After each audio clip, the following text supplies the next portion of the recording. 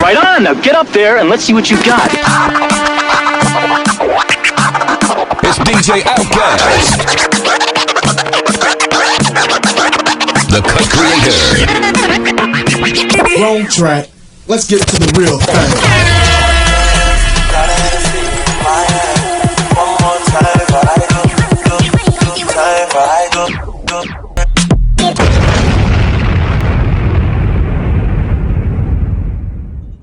Good afternoon, ladies and gentlemen, and welcome to another edition of this, the Curtlyn Warner Show. Today we have a gentleman that needs no introduction to the outer world. He goes by the name of DJ Outkast, the Cut Creator. The entire world knows DJ Outkast, but it's simply for him to tell us who is Outkast and where he gets started.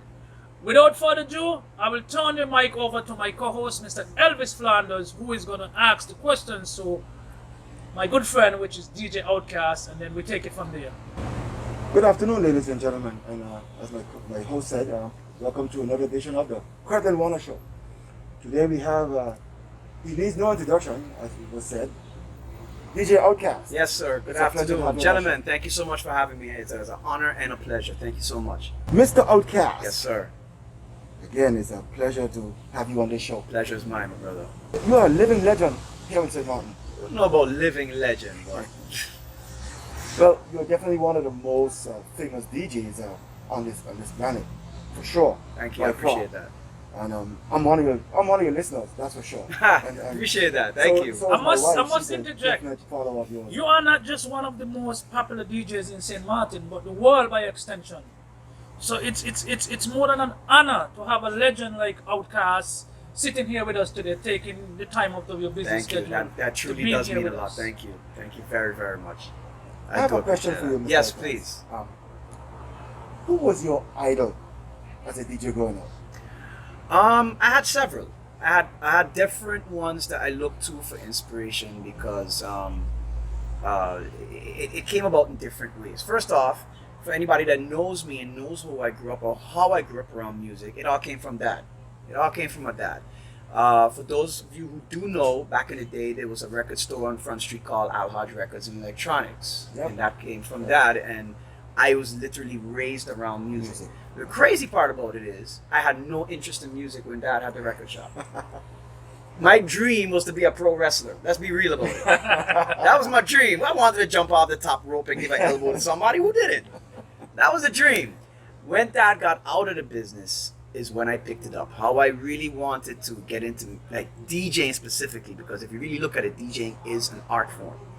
The whole concept of it. I mean, anybody could jump up and play music, but the art form of it, putting two songs together, manipulating it, adjusting it, and getting a reaction of the crowd, it is an art form, which I am very proud to say I'm one of those that push the art form and the culture forward.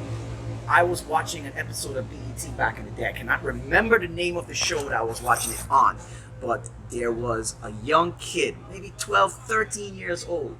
Everybody's in the club, like they have this scene, like everybody's on set, everybody's dancing, having a good time, and this DJ is cutting it. I was a big fan of the scratching element of DJing. Okay.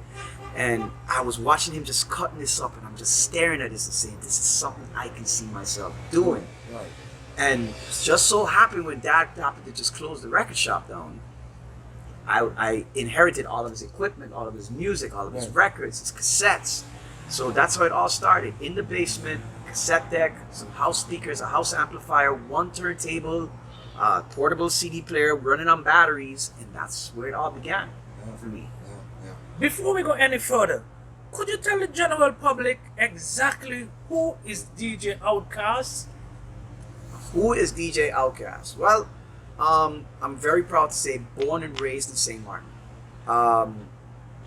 Real name is Chantry Hodge. A lot of people get confused when they hear the name because they can't properly pronounce it, but it is Chantry Hodge, born and raised in St. Martin, and spent all my life here. I can't see myself living anywhere else in the world. I've been practically around the world and back, and it is always a great feeling to come back home. And St. Martin will forever be my home for as long as it can be. So, born and raised in St. Martin, and plan to be here for as long as possible. There you go. As a DJ, you play all types of music. Yeah. What is your favorite music? I'm a hip hop guy, straight up. I'm a hip hop R&B guy, straight up from forever. But I will forever have a love for dancehall and reggae music. Okay. That's where it started for me. I didn't know nothing else but dancehall and reggae music. I could still remember 1996, Reggae Gold 96 was the first time I heard a dancehall song. The song was Beenie Man, Old Dog. That was the song that made me fall in love with dancehall music. And from forever on, it's always been a love for dancehall and reggae music. But if you have to ask me, if you go in my car right now, No. it's hip hop. Okay. It's hip hop. Okay.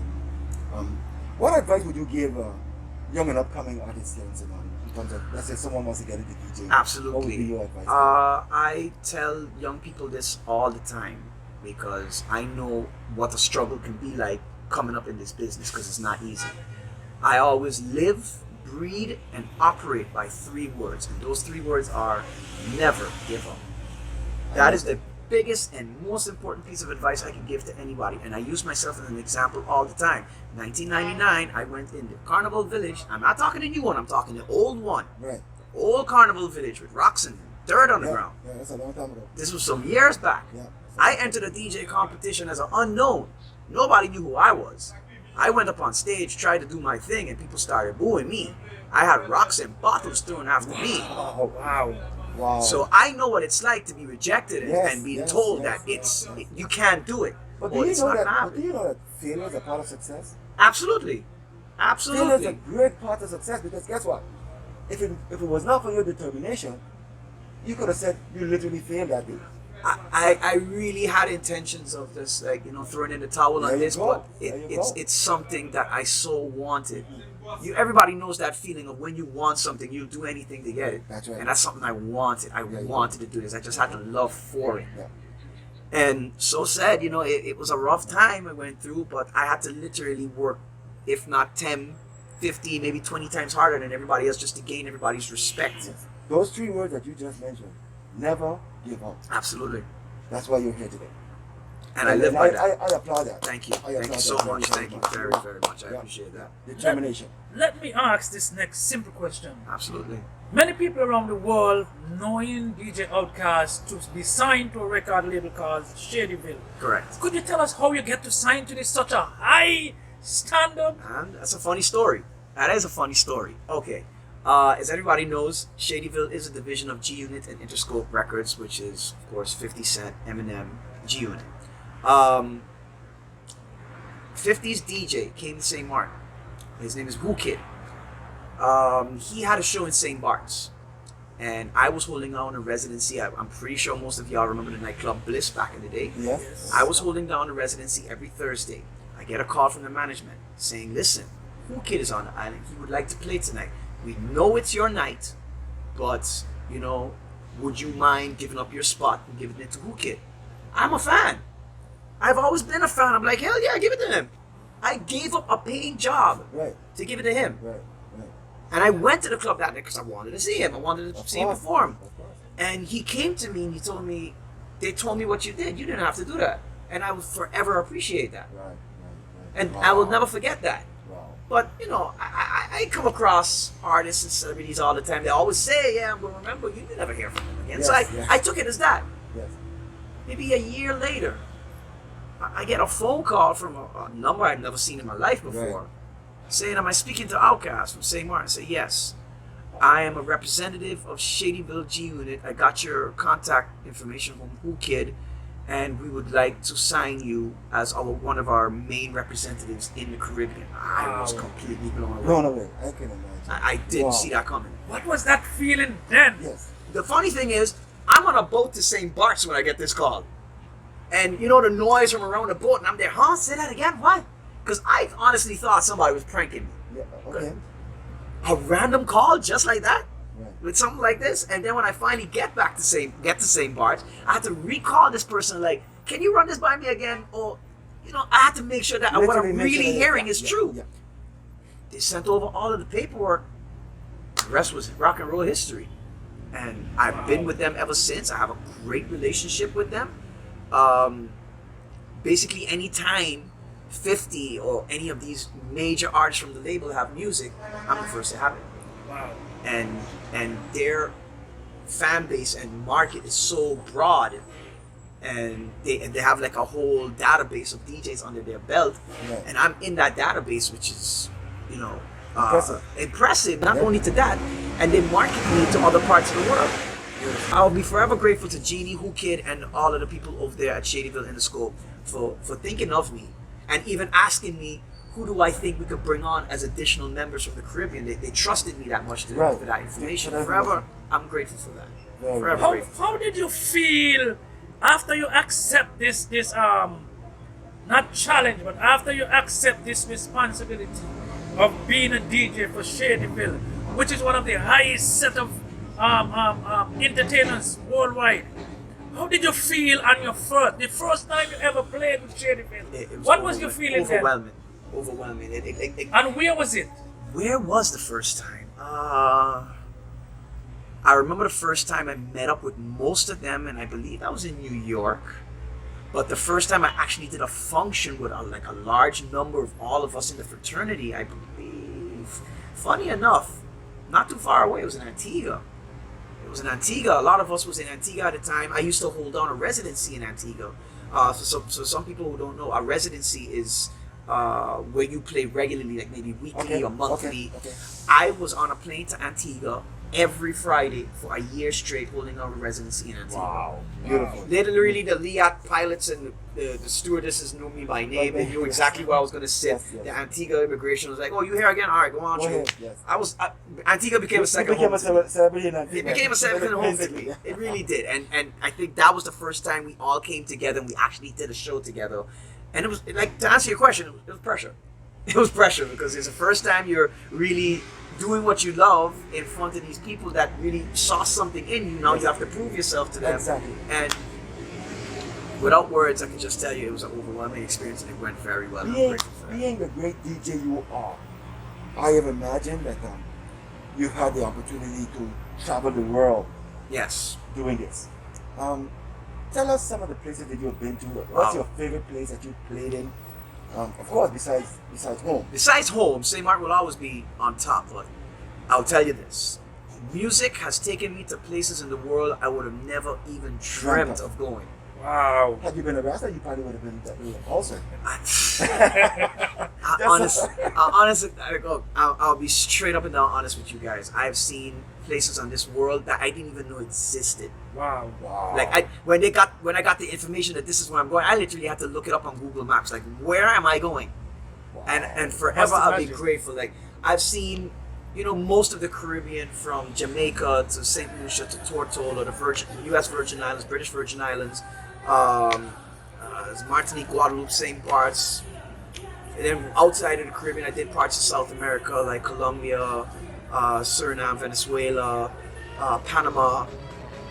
Further up to the north, I did Miami, Atlanta, New York. Up in Canada, I did Toronto, Calgary, Edmonton. I did some events in Hawaii as well, Honolulu. To the other side of the planet now, we go over to Europe. I did Amsterdam, Holland, Belgium, Germany, Paris, Poland, Dubai, Abu Dhabi. Wow. And Wow. amazingly, I would have never thought that music would have taken me to see That's China, Hong Kong, Tokyo, Wow. Japan, Wow. Australia, New Amazing. Caledonia. Attention. It's to me, when I look back on it, it's amazing that I was able to board a flight to go to these exotic places that you only see on TV and on books, Right. to say that I'm going here as an entertainer, that they sent for me, they asked for me. Yes. Coming from a small island in the Caribbean, some Yes, people don't yes. even Don't know about. St. Martin. Exactly. That's right. In Hong Kong, when I went to Hong Kong, I was there for Chinese New Year, and I met with some of the people in VIP. I met like some of the actors from some of these Chinese movies, like Right. Chinese Hollywood, basically. And we're in the VIP and we're chilling and all that. I never think nothing of it from St. Martin, tell them where I'm from. Yes. A couple of months later, I'm working in a club in St. Martin. These people came to St. Martin. Wow. So that's why I like That is amazing. I like to say that I carry the flag everywhere I go. There you go. That people from other countries that don't know who we are could come here on vacation That's because right. I saw Outkast and I want to That's see where right. he's Yes, from. Yes. And that to me is like, it's such an honor to do that. Yes. So you've been a great contributor in terms of I representing mean, your country. you know, I'm not the and first showing to off do your it. country. I'm not the first to do it. I mean, shout out to guys like Young Dow and all. I mean, Mighty Dow and all of that, who's been carrying the flag as an That's right. entertainer for the island for a long time. All I can really consider myself is a contributor to that, Right. and I'm just grateful and humbled that I can do that. Very good. Very good. Very good. So, one of the countries that you traveled, which one was most outstanding in your? That stood I out mean, the most. there was so many. There is There is a so song. many. There must be one that was That got your outstanding. attention. That your really attention. got You your said, attention. wow. Okay, there is a few. If you don't mind me going down that Sure, list. why Yes, not? yes, yes. One of the highest accolades in my career, I think, is when I was featured on BET's 106 in Park. Huh? And I'm on television, national television, playing for over 15 million viewers. Wow. That took me a minute to take in, because you know I'm cool, I'm setting up now, I'm fine, until the producer takes off the headset and said, "Are you ready? You're about to go live to 15 million people." That Oh. hits you. Wow. Yeah. Well, I mean, That hits you. yes. Of You. course. You need a minute. Yeah. Of You course, you actually need to- need more than a catch up. minute. You need a minute. You need to get But that. once the red light Wow. goes on, I was fine. All And right. I was grateful again to wave that St. Martin flag for the world to see. That was one of my highest accolades. One of the biggest live shows that I've done, I would believe, had to been Suriname. I did the Pagua Festival in Suriname for almost 35,000 people. Wow. At Live. least 35,000 people. Now, when they told me this was a festival, I said, okay. When I got there and I saw the crowd, I was like, I had no idea this was so huge. And again, you get them butterflies start to Yes. flow. Like, I don't want to go and mess this up. But again, once you go live, Yes. it just comes natural. Just comes Are out. there any doubts in your mind when you Absolutely. get on that big Oh, stage? absolutely. You have millions of people down there, and you have to make sure that Absolutely. these people are well served. You don't want to make a mistake. You don't want anything to go wrong. The last thing you want is a technical issue and the music stops in the middle. Everything. Like, you just have so many different images running through your mind. Like, God, please don't let this happen. Yes. But I'm very grateful to sit here with you gentlemen today and say I'm happy that I've been doing this for about 23 years of my life now. Wow. And That's a great number as well. in the 23 years I've been doing this, very few times there been a mishap on stage and everything just went smooth and I left lasting impressions. Yes. My fan base around the world has grown, and for that I'm truly grateful. Another major show, to answer your previous question, had to be in Beijing, China, when they flew me out for a Caribbean festival. The first time they ever did a Caribbean festival in mainland China, and I was selected to be one of the entertainers along with Mr. Killer from Grenada, Tizzy from Antigua, Irvington Blender from Jamaica, and I was representing St. Martin at a Caribbean festival in a country that knows nothing about Caribbean culture. There you go. There you go. So here I am on stage, and I'm speaking on the mic, and these people don't know what I'm saying. Wow. They don't have a I must clue. imagine the, It's I mean, the mind-boggling. language barrier. But once the music comes on, they don't care. Yes, yes, yes. They don't It's all care. about the music for them. It's all about the music. And I was teaching them different, like, island stuff, Right. and they was enjoying They're that. bringing a different culture to them. Absolutely, this Yes. is. You have to look at it in mainland China, especially in Beijing, Taiwan, and these places. They're very traditional. Okay. Very traditional. So to think outside of the box like that, going to a party, especially listening to Caribbean music, is definitely completely out of the books. Yes, yes, yes, yes. Like, they had to literally go to Mr. Killer and tell him to tone down on the whining and stuff like that because it will offend some of the Chinese people. So like, we had to be like lectured from beforehand. Right, you right, could do right. this, but you can't do that. You can do this, but you can do it only for this much. Like, it For came sure, with a lot of yeah. stipulations. It really Wow, did. I can imagine. It really I can did. imagine. Now, years ago, there was a DJ competition, several, I would say. There was a couple, And yeah. They have seemed to have gone sort of dormant. Yes, they what have. would you like to see happen, maybe to, let's say, bring it back, bring back life into that? I would like to see it come back. The competition you're speaking of is the Heineken Green Synergy competition, which broke me in this industry, and I will forever be grateful to Heineken for putting that together, giving me that stage Right, to right. break out on the scene. Okay. That was in 2004 when I won my first one here locally, and then I went on to Antigua for the regional when I placed second. I didn't make it in 2005. 2006 I went again, won the local, and then I went on to represent St. Martin in the Bahamas in Nassau which was aired on MTV Tempo, and I also placed second on that. Even though I didn't win it, I still was a win for me because of the kind of exposure I got off of that. It was incredible. Most definitely. Now, to answer your question about competitions, yes, they can come back, but it just has to be at a certain standard. Because the criteria when we competed back then was different to how it looks to now. Like back then, it was more of a technical thing. It was like more, Is there sort of like an association of DJ association? there isn't. I mean, we're all, you know, we're all, you know, we work together well. We respect each other as professionals, and we all get along. But to say that we have like a union or a group of representatives that represent us, no, it's something to consider, though. It is absolutely something to consider. I think the competitions can come back, but it just has to be held to a certain standard. It has to be promoted right. It has to be marketed right to grab people's attention. Because when people hear a competition, they just figure they're coming to stand in a crowd with their hands full and watch. Right. But it has to, like, right now, everybody wants a party experience, but a competition is to really sit back and watch. What would you consider to be a great competition?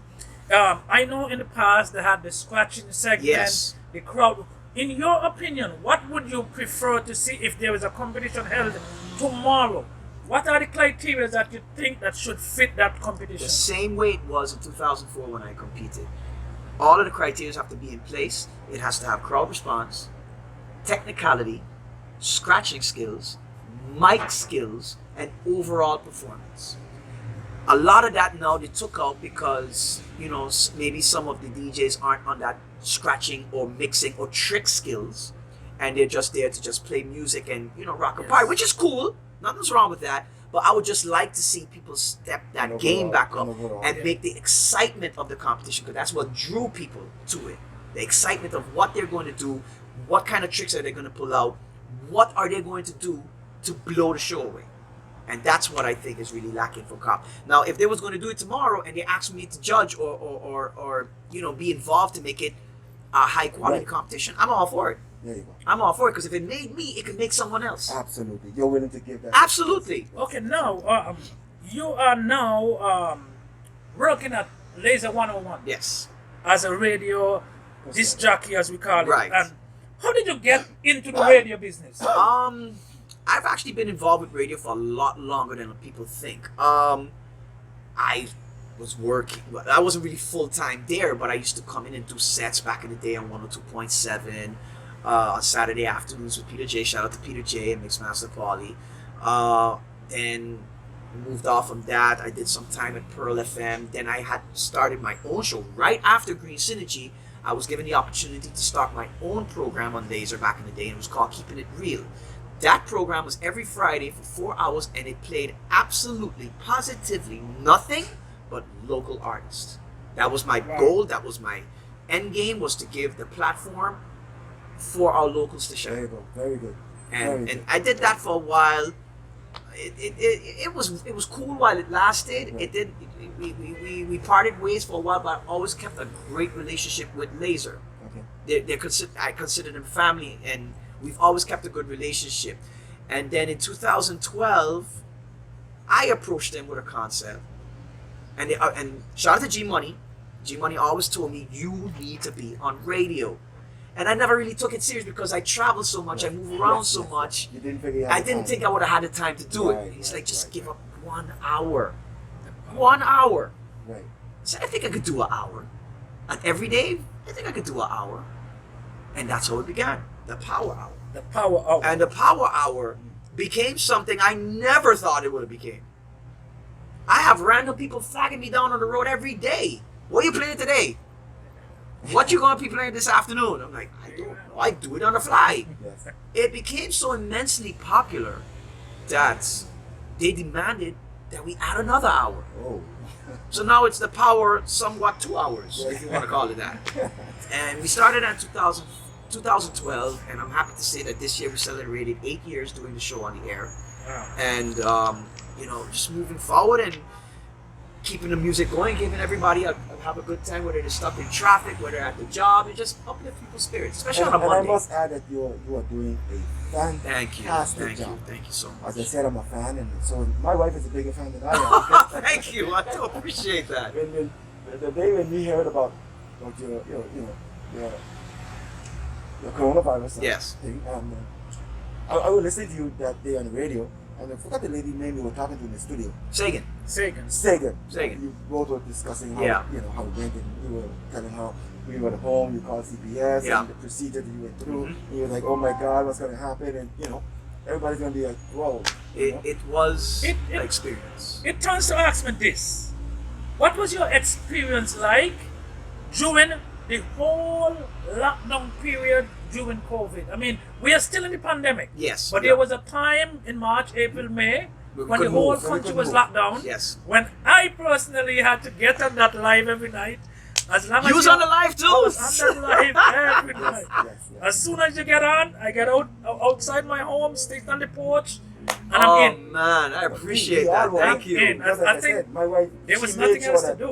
once Outkast was going to be on, Oh we man. were tuning in every day. We were tuning That in. quarantine party was Oh, I do one of the appreciate most that. amazing things that could have happened to not only we the people of St. Martin, because I did introduce it to a friend of mine that live in Yes. North Carolina, Yes. and that took me by surprise. yes, and there were so many people that was involved that you may not know. Yes. Now, What was it lockdown like for you? here's the crazy part. That whole club quarantine thing, accident.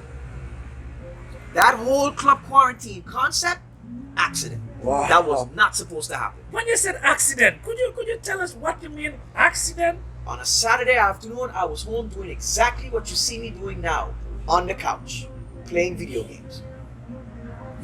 I travel a lot. So this is the most time I've spent at home and the most time I've actually spent at home with my kids. And I'm Right. grateful for that. Right. I mean, yes, was it challenging times? Absolutely. Entertainment was locked down. I was out of work for some time.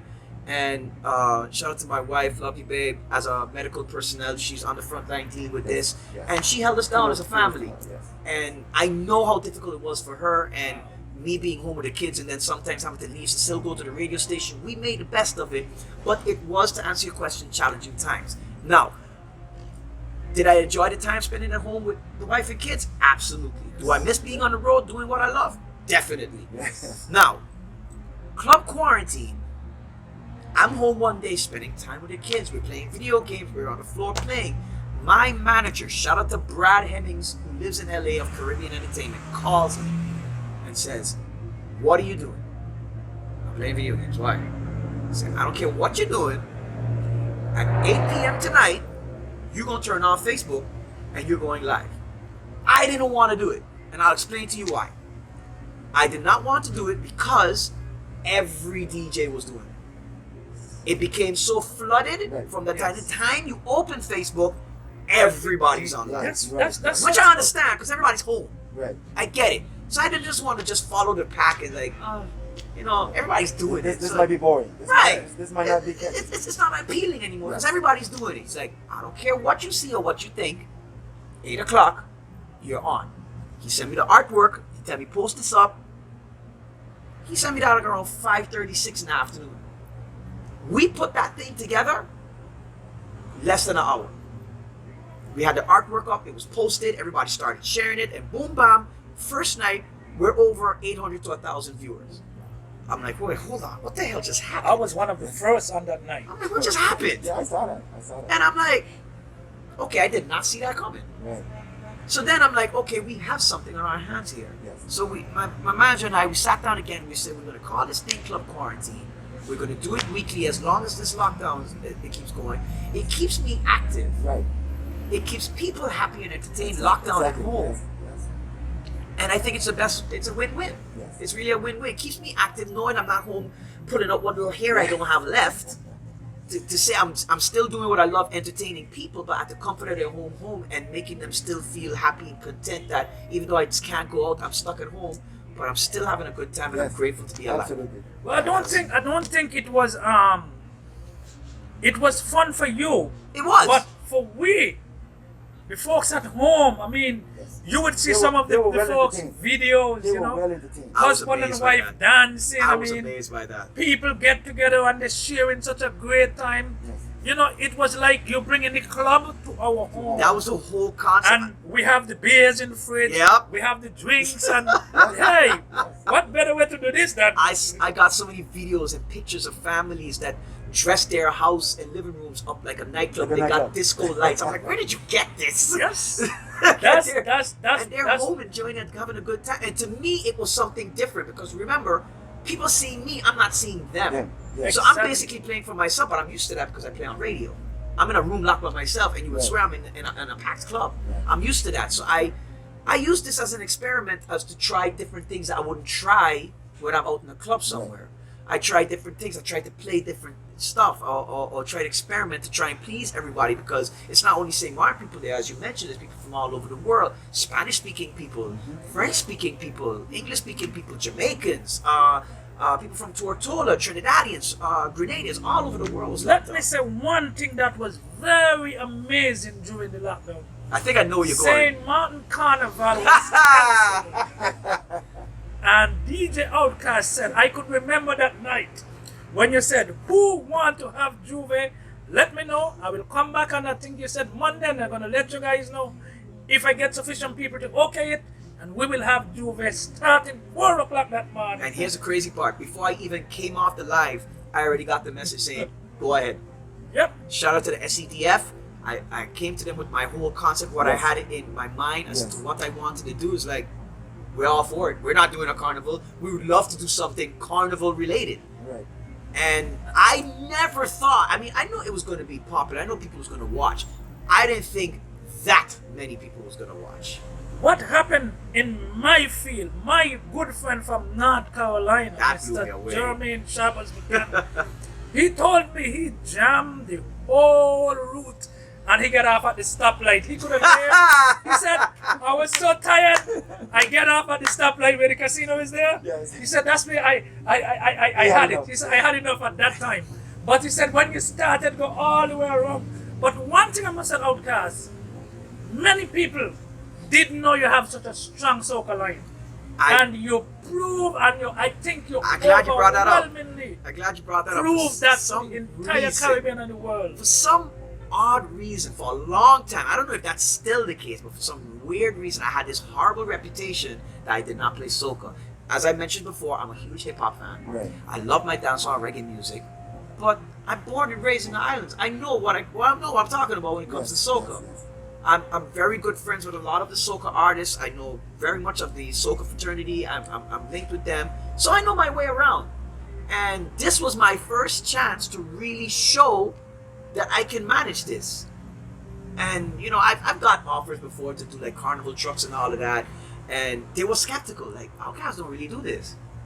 But how did This you was come up my- with this how was did my you come chance. up with that concept of the Juve? Naming every point by point, okay, ladies, we are here in Soca Garden. How did you come up with that concept? Shout out to my boy Gilda. He's living in Amsterdam, local artist. He's the one that came to the idea and said, yo, when you doing this, you have to name all of the points where we're stopping off. We have to tell them where we're going through Soca Garden, where we cut through the upper middle region, where we stop and where the people grab the bushes. Then you have to tell them we by Abu Ghazi and the full machine going. Yes. Like, you have to give people the It was impression so that we are amazing. really We're on the moving. road. On the move, road, on the move, I'm yeah. telling you. And I got so into it. Look, at the end of this, I was so mashed up. I slept for like a day and a half, almost 2 days. I Wow. was mashed up after that because, as you saw, I was really into it. Yeah. I was Wow. really, really into it. That was great. And shout out to Rummer. Rummer did come through on the live and did perform a little bit. I wanted to give that feeling that we was really on a truck. Yes, yes, yes. Wow. Something's And really going on. It was amazing. It And- was an and- amazing event, and I think St. Martin and the world by extension did enjoy that. And the main point about it that you kept it on the day that Juve Yes, should have that been. was the whole plan. That was That was the amazing. whole, and I remember asking, what is the day of Juve? What was the date? And people in the comments were saying, this is the date. Yep. I confirmed the date with SCDF. This was the date. I said, 4 o'clock, we are live. This is what's going on. I swear to God, I made sure I get my little nap before. Yes. I was So- up so from you're ready. 3 a.m., make sure all my Get ready, connections get was in ready. place. I went up in the ceiling, I get some of my wife's old carnival costumes, put it in the back to give it a little color. I had that whole thing planned out, and I'm very grateful to anybody who was watching, who watched this, who was on the live with me for Juve. I would like to thank every single one of you, the 85,000 people that tuned in. Wow. Beautiful. I am completely overwhelmed by that number. If you were to, let's say, be challenged or by any other DJ on the island that, you know, feels, in their opinion, that I'm better than DJ Outkast. So I would like to challenge you. It's not the first time, and it won't be the last time. It's happening. Okay. To be honest with you, I'm past that. I'm really past that. If you challenge me, that's great for you, bro. Right. At the end of the day, I'm not in this to try and compete with anybody. I treat this music thing as much as I love it, but at the end of the day, and this is where a lot of people get, you know, a misconception of it. It is music, we love it, but we have to treat it what it is, which is a business. Yes. It is It's a an business. entertainment industry. We have to treat it as a business. It is a major industry around the world. We have to treat it as such. If whoever wants to say they're better than me, that's fine. Good for you. Yeah. If you want to challenge me, go right ahead. You don't have anything to prove to anybody. I don't. But you have already proven yourself to the I country. really that don't. You are I to really the don't. world. By extension, I that mean, you are if you want to definitely- challenge me, I'm flattered. I'm flattered by it, but you can go ahead. I'm not going to entertain it. I'm past that. Okay, ladies and gentlemen, before we wrap up this program today, Outkast, is there anything else you would like to say to the general public and the world by extension? All I could really say is I would like to thank you guys so much for having me here today. It has been an honor and a pleasure to share my story. Pleasure to have you. It is As part of our absolutely show. overwhelming that you guys even reached out to me to, you know, share my experiences with your audience, and shout out to every single one of y'all for tuning in to this program today. I do appreciate you guys taking the time out to listen to what I have to say, as it is an overwhelming and humbling experience that I've been in this music for this long, and still people do consider me, you know, what I am. I just love what I do. I continue to strive to do the best that I can in every sense of the word. For those of you that would like more information on me and would like to know more about me and want to connect with me, either way, you can check out my website. It's DJOutkast.com, which has links to all my social media networks. Free mixes available for download and streaming online. More music. My production skills is coming out. I think 2021 I'm going to more focus on doing my own music productions and doing collaborations with artists, not only here in the Caribbean but overseas in the United States, Canada, and whatnot. So look out for that. I would like to take this opportunity to thank my parents, who's been my biggest supporters, and has always strived. Even though my dad was not fond of the idea of me doing this, but he did support me. After leaving the business, He didn't want me to do it, and I can understand why today. Okay.